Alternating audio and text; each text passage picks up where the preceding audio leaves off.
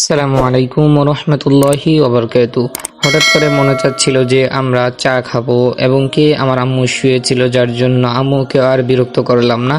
দোকানে গেলাম আর দুধ নিয়ে এসে পড়লাম দুইটা। আনার পর আমি ভাবলাম যে চা বানানো যাক, আমি যেভাবে পারি ওইভাবে বানাবো। তখন আমি ভাবলাম যে আমি যখন বানাবো তাহলে আপনাদের সাথে একটু শেয়ার করি। তারপর আমি দুধগুলাকে নিয়ে একটা কাপের মধ্যে নিলাম। কাপের মধ্যে নেওয়ার পর এবং চিনি দিয়ে একসাথে মিক্সার করে নিচ্ছি, কারণ যদি দুধগুলা পানিতে দেওয়ার পর বসে যায়, জমট হয়ে যায়, যার জন্য আমরা এগুলাকে একসাথে করে নিচ্ছি। একসাথে করে নিলে আর এগুলা জমট হয় না, যার জন্য আমরা নেড়েচেড়ে ভালো করে এগুলাকে মিক্সার করে নিচ্ছি।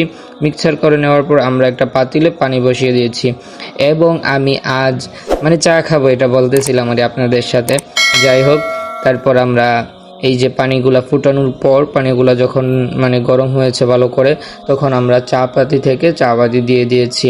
পাতি দেওয়ার পর আমরা এগুলাকে কতক্ষণ আরও গরম করে নেব, ভালো করে যখন ফুটানো হয়ে গেছে তারপর আমরা ছেঁকে নিয়েছি। এগুলাকে ছেঁকে এগুলা থেকে একটু যে আমরা যেই দুধ আর চিনি মিক্সার করে রেখেছিলাম ওইটার মধ্যে চা দিয়ে চার পানিটা দিয়ে এগুলা দিয়ে আমরা লিগারটা দিয়ে আমরা এগুলাকে মিক্সার করে নিব, চা চিনিটাকে গলিয়ে নিব এবং দুধটাকে গলিয়ে নিব।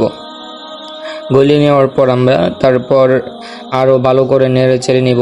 নেড়ে চেড়ে নেওয়ার পর এই যে এটা হচ্ছে আমাদের মূলত, এইবার আমরা চার মধ্যে আবার ওইটা দিয়ে দিলাম, যেটা দুধ আর চিনি সব একসাথে মিক্সার করার পর ওইটা আমরা দিয়ে দিয়েছি। দিয়ে দেওয়ার পর আমরা এবার আবার ওই পাতিলের মধ্যে চা হয়ে গিয়েছে কমপ্লিট। এবার আমরা এটাকে আরও 2 মিনিট ভালো করে গরম করে নিব। 2 মিনিটের জন্য আমরা চুলাতে রেখে দিব। তারপর 2 মিনিট গরম করার পর আবার ছেঁকে নিচ্ছি।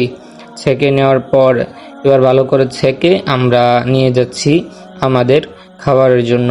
এটা হচ্ছে আমরা খাবো, যার জন্য আমরা নিয়ে এসেছি এই চাটাকে।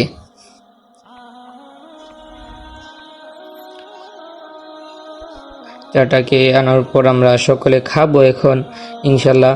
আর আপনাদের সাথে শেয়ার করলাম, এটা হলো আমাদের চা, আমি বানিয়েছি। কেমন হলো কমেন্ট করে জানাবেন, আর ভালো লাগলে শেয়ার করে দিবেন, লাইক কমেন্ট করবেন। আর আমি খাচ্ছি চাটা, এটা আমি বানিয়েছি তো তাই আপনাদের সাথেও শেয়ার করলাম।